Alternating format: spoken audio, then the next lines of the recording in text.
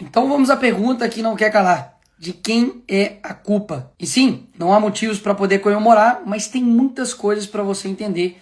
Isso vai fazer toda a diferença. E diferentemente do outro lado, eu não preciso inventar para poder te explicar quem é o culpado disso. Basta eu ler a carta do Trump. E começa citando Jair Bolsonaro e diz: conheci e lidei com o ex-presidente Jair Bolsonaro e o respeitei profundamente, assim como a maioria dos outros líderes de países. A forma como o Brasil tem tratado o ex-presidente Bolsonaro, um líder atualmente respeitado em todo o mundo, durante seu mandato, inclusive pelos seus Estados Unidos, é uma vergonha internacional. Esse julgamento não deveria estar acontecendo. Trata-se de um caça às bruxas que deve acabar imediatamente. Ou seja, o Trump deixou bem claro no primeiro parágrafo da carta que a culpa não é do Bolsonaro, a culpa é de quem está perseguindo o Bolsonaro. E piora, em parte devido aos ataques insidiosos do Brasil contra as eleições livres e os direitos fundamentais da liberdade de expressão dos americanos, como foi ilustrado recentemente pelo STF, que emitiu centenas de ordens secretas e ilegais de censura às plataformas de mídia social dos Estados Unidos. Lembra disso aí. E para poder refrescar aí a sua memória, o assessor do Trump ele foi detido pelo Moraes aqui em Brasília em 2021. O Alexandre de Moraes também derrubou o X, o Twitter, aqui do Brasil. E também derrubou a Rumble, que é uma rede social que tem ligações muito próximas com a Truth Social, que também é uma plataforma criada pelo Donald Trump. Dito isso, não sou eu, Bolsonaro, a direita que está falando. É a carta do Trump.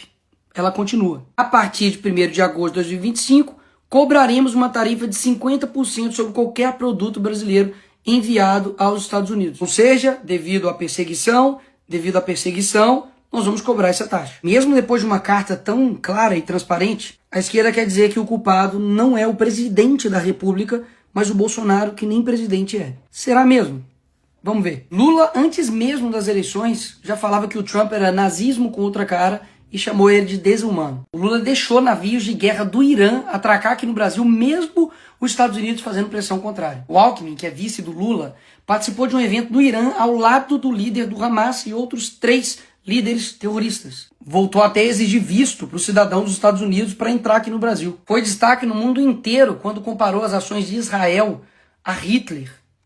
Ou seja, atacando o principal aliado dos Estados Unidos na guerra entre Israel e Irã. E aí o que o Lula esperava? De que essa conta nunca ia chegar? Ela chegou e muito cara. Mas ela tem um motivo, como vocês viram. Não foi do nada. Mas existe uma forma de resolver isso.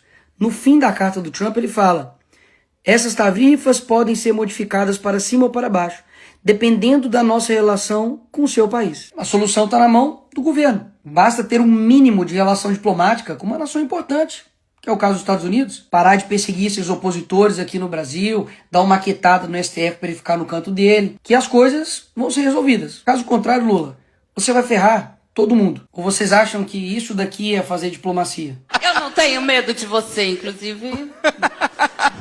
Boa! Fuck you, Elon Musk. Vou usar o termo vira-latas depois de jornalistas perguntar sobre Lula e Trump. Trump disse que vai anunciar a tarifa contra o Brasil. Ah, e é bom lembrar que até esse momento aqui, a tarifa estava em 10%. Calma aí que nós não chegamos nem na melhor parte do vídeo. Vai por mim. A resposta do Lula para tudo isso foi essa. Se ele vai cobrar 50 de nós vamos cobrar 50 dele. E o que isso vai resultar? Se por algum motivo o senhor decidir aumentar suas tarifas, então qualquer que seja o número que escolher aumentá-las, será acrescentado aos 50% que cobraremos. Se o Lula vai cobrar 50, eles também vão colocar mais 50 nessa conta. Enquanto isso, uma nação que decidiu ter diplomacia com os Estados Unidos, que é a Argentina, aprovou um acordo que garante tarifa zero para 80% das exportações argentinas. Como deve ser bom ter um presidente, né? Sabe por que eles estão dizendo que o Brasil não pode recuar a esse tipo de medida de fora? Porque nós defendemos a soberania nacional. E é aqui que o vídeo fica interessante. A esquerda, que está dizendo aí que defende a soberania nacional, tem uma organização que chama Folha de São Paulo, desde 1990, que interfere ativamente nas eleições e no processo democrático de todos os países da América Latina. E quem está dizendo isso não sou eu, é o Lula. Parte da chegada da esquerda ao poder da América Latina pela existência dessa cosita chamada Fórum de São Paulo. E aqui, com o José Dirceu,